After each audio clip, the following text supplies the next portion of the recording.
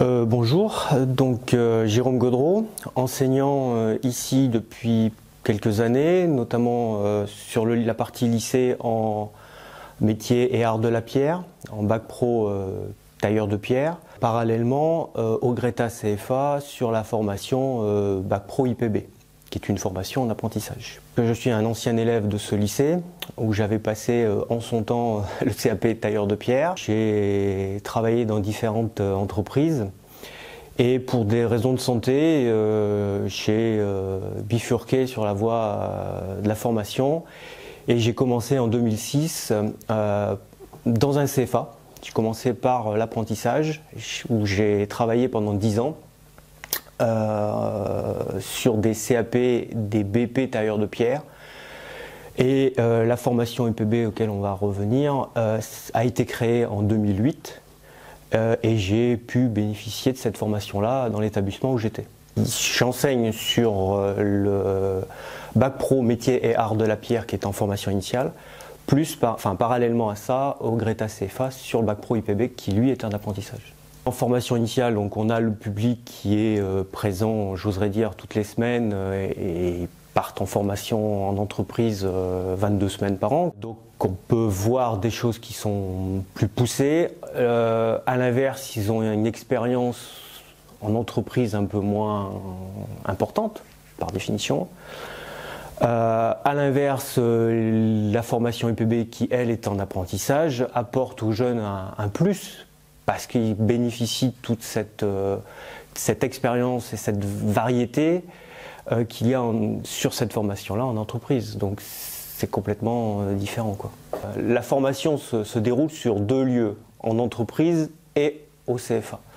Donc les 2 formations sont complémentaires. Sur l'apprentissage, la pédagogie est complètement différente. On vient compléter la formation de l'entreprise. Alors qu'en formation initiale, on forme beaucoup plus de jeunes, il fait que 22 semaines en entreprise. Si j'ai une critique, parce que j'ai quand même fait 10 ans de CFA, donc il n'y a pas que ici que j'ai découvert l'apprentissage, mais la critique elle se fait plus par rapport au investissement matériel au sein même des établissements, parce qu'il faut reconnaître que c'est beaucoup plus difficile.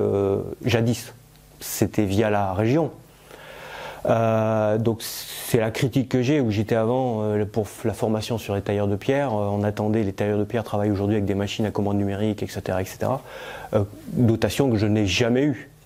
Donc de venir faire cette complémentarité de formation quand on n'a pas le matériel nécessaire, c'est problématique, quoi. Dans les premiers temps de la formation, il y a une évaluation diagnostique pour un peu cibler le niveau des jeunes. Puis les cours débutent. Ensuite, les jeunes partent en entreprise et à chaque retour, ils ont un livret d'apprentissage qui permet, au-delà de mes visites et contacts avec les entreprises, de pouvoir recueillir les travaux qu'ils ont pu réaliser pendant leur semaine de formation, faire le bilan et de rebondir sur ces acquis-là. On a un contact assez privilégié avec les entreprises puisqu'on a la chance ou la malchance d'avoir peu d'effectifs.